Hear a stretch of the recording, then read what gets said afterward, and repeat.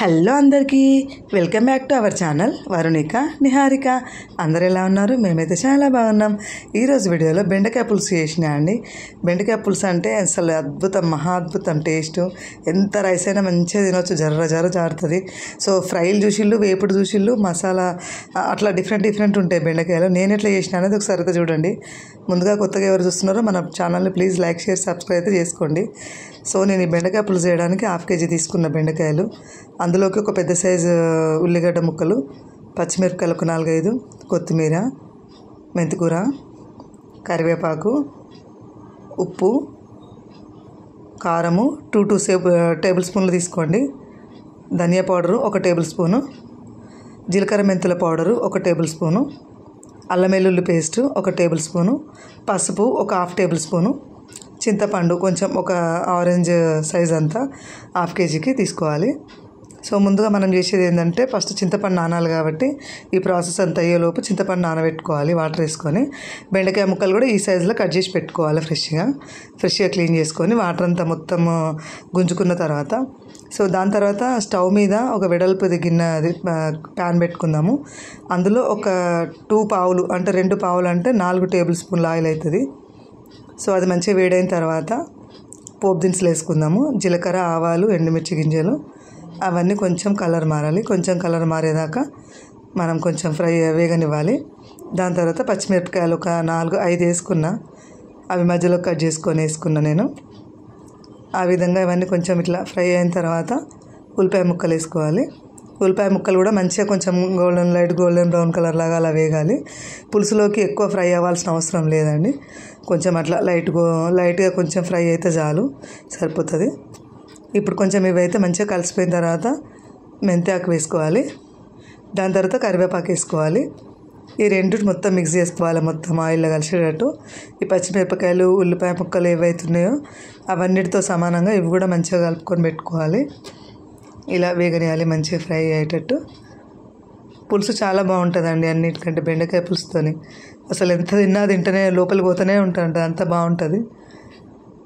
అల్లం వెల్లుల్లి పేస్ట్ వేసుకోండి 1 టేబుల్ స్పూను.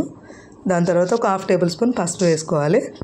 ఇదంతా కూడా మంచిగా ఆయిల్లో ఫ్రై అవ్వనియాలి. అల్లం వెల్లుల్లి పేస్ట్, పసుపు ఇదంతా ఈ పోపుకు ఇవన్నీ ముక్కలకు అంతా పట్టుకునేటట్టు ఈ విధంగా కలుపుకోవాలండి.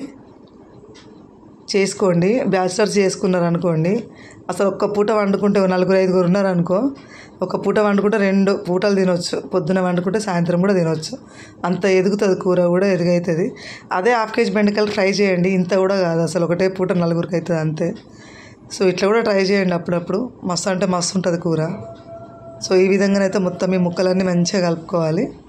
మంచిగా ఇట్లా లో ఫ్లేమ్లో పెట్టుకొని మీడియం మంట మీద లో ఫ్లేమ్లో అటు ఇటు అడ్జస్ట్ చేసుకుంటూ వేసుకోవాలి. సో ఇప్పుడైతే మూత పెట్టుకుందాము. ఒక 4-5 నిమిషాలు లో ఫ్లేమ్లో పెట్టుకొని కొంచెం వేడవ్వాలి. ముక్కలు కూడా మంచిగా పోపుకి ఇట్లా పట్టుకునేలాగా ఈ విధంగా చూడండి, ఇలా కలుపుకోవాలి మంచిగా.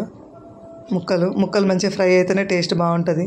పోపులోనే ఫ్రై అవ్వనియాలి మంచిగా. సో ఇవైతే కొద్దిగా ఫ్రై అయినాయి, ఒక 40-50%.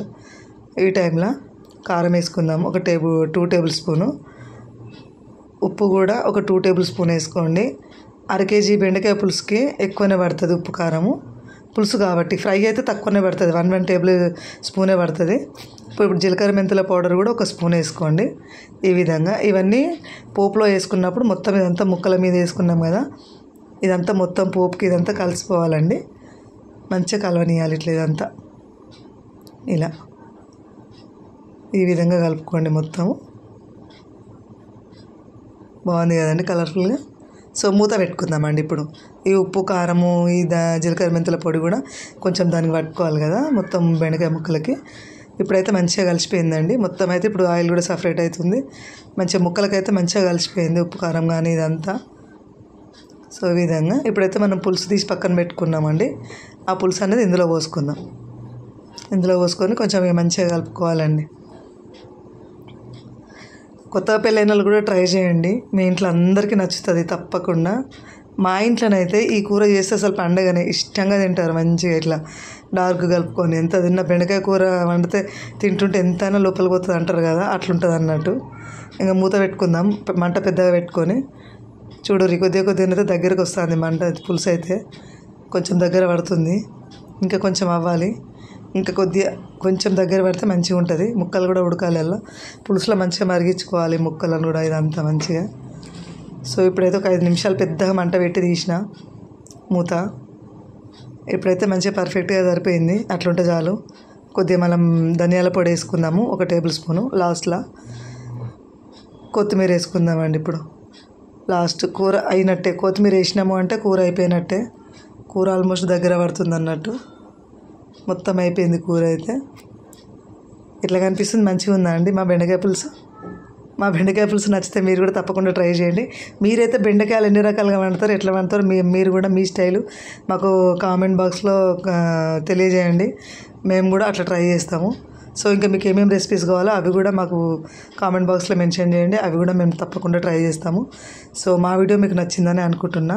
మా వీడియో కనుక మీకు నచ్చినట్టయితే ప్లీజ్ లైక్ చేయండి, షేర్ చేయండి. మరిన్ని మంచి మంచి వీడియోస్ కోసం అయితే మన ఛానల్ని నిహావారు 614 తప్పకుండా సబ్స్క్రైబ్ అయితే చేసుకోండి. ఈ వీడియో మీకు ఇది నచ్చింది కదండి, మీరు కంపల్సరీ ట్రై చేయాలి. బ్యాచిలర్స్ అయినా, వంట రాని వాళ్ళైనా, కొత్తగా పెళ్ళైన వాళ్ళైనా ఎవరైనా చేయవచ్చు. చాలా సింపుల్గా చేసుకునే కర్రీ అండి ఇది. చాలా ముక్కలు కోసుకొని దీంట్లో వేసుకొని సేమ్ ఇట్లా ప్రాసెస్ ఎట్లుందో అట్లా చేసుకుంటే సరిపోతుంది. సో అందరికీ బాయ్ బాయ్ అండి. Thanks for watching my video. Please for support me. See you next video. Bye bye.